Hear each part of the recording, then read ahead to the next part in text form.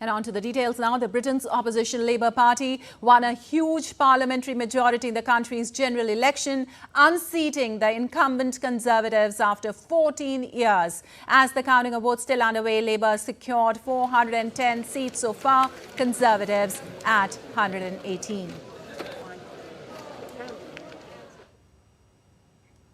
Labour Party leader and Prime Ministerial candidate Keir Starmer won his parliamentary seat, now clearing his way to be the next Prime Minister of the country. Expressing gratitude, Starmer said that the voters have expressed their readiness for change. Tonight, people here and around the country have spoken, and they're ready for change, to end the politics of performance, a return to politics as public service. The change begins right here, because this is your democracy, your community and your future. You have voted. It is now time for us to deliver. And we will. We said we would turn the page, and we have. Today we start the next chapter, begin the work of change, the mission of national renewal, and start to rebuild our country. Thank you. Conceding his defeat to Labour Party, UK Prime Minister Rishi Sunak congratulated Keir Starmer on winning and described the mandate as a thoughtful verdict. He also stressed the importance of introspection and learning from the results. On this difficult night, I'd like to express my gratitude to the people of the Richmond and Northallerton constituency for your continued support. The Labour Party has won this general election, and I have called Sir Keir Starmer to congratulate him on his victory. Today, power will change hands in a peaceful and orderly manner, with goodwill on all sides. That is something that should give us all confidence in our country's stability. The British people have delivered a sobering verdict tonight. There is much to learn and reflect on, and I take responsibility for the loss. To the many good, hard-working Conservative candidates who lost tonight, despite their tireless efforts, their local records of delivery, and their dedication to their communities, I am sorry. I will now head down to London, where I will say more about tonight's result before I leave the job of Prime Minister, to which I have given my all.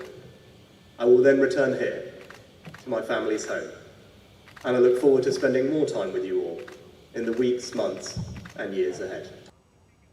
And for more, we have Stuart Smith joining us. Well, Stuart, Keir Starmer pledged to start a period of national renewal in the UK after his Labour Party defeated the ruling Conservatives with a great win, starting to rebuild the country. What's your take on the results?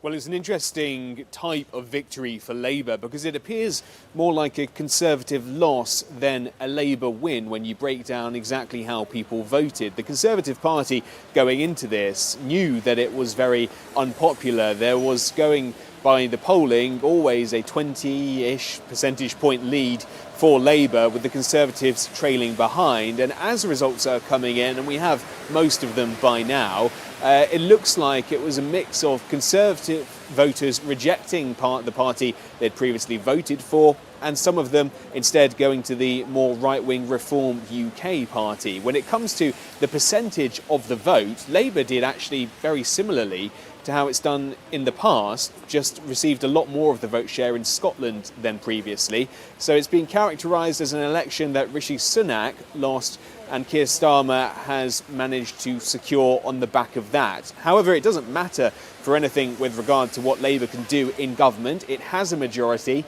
therefore it has the executive power, and Keir Starmer will be Prime Minister. Rishi Sunak, though, first has to tell the King that he is resigning, that he cannot form a government, and then Keir Starmer will see the King to form that government, a process which is unusually speedy compared to other democracies around the world. When David Cameron handed over to when Gordon Brown handed over to David Cameron in 2010, it was a 40-minute process. So that means that by the end of the day, by the end of Friday, Keir Starmer will be fundamentally Prime Minister of this country, and Labour will have a majority for the next 5 years. All right. Also, Stuart, another major thing to be seen in these elections, particularly, is Liberal Democrats winning about 70 seats. How do you see that?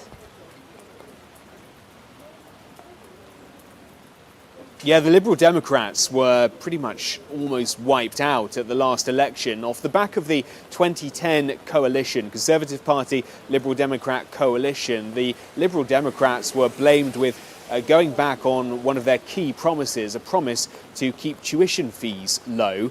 Tuition fees for university students then rose, and that was seen as a big breach of trust. At the time, they had around 50 lawmakers. That decreased to around 10 to 15 over the past few years. So this is a huge comeback for the Liberal Democrats as well. At one point, the polls showed they might be neck and neck with the Conservative Party and potentially might make it as the opposition party. In the end, that didn't happen. The Conservatives were way ahead of the Liberal Democrats, but it now means a huge increase for them in Parliament and now the third largest party, something that does come with a few benefits in the British House of Commons. It means that they get to ask the Prime Minister questions every week after the opposition Conservative Party asks its questions, and it means there's a greater degree of funding, but particularly for the Liberal Democrats now a huge degree, an extra degree of relevance. They've largely only been relevant in the local elections over the past few years because of that poor showing in Parliament. Now they will have a lot more on their hands and a lot more press that they can enjoy. All right. Also, Stuart, what do these results overall suggest about the future direction of UK politics, as a lot of challenges await Starmer?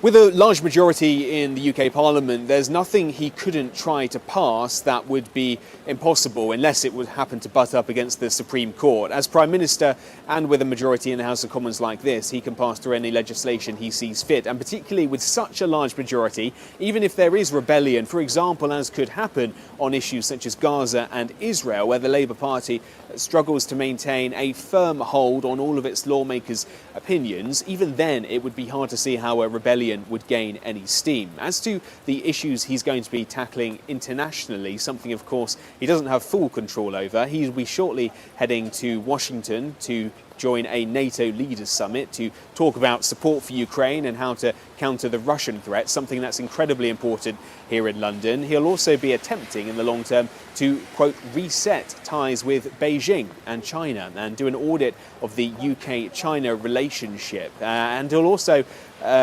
importantly for the UK, be looking to try and secure a greater link with the European Union. By no means we're talking about rejoining, but he's after a little more friendlier relations than the Conservative Party managed to achieve with the EU on the back of Brexit, and try to make a few tweaks that could help musicians here, help the import of animal products, and also make mutually recognised educational qualifications more relevant to the UK.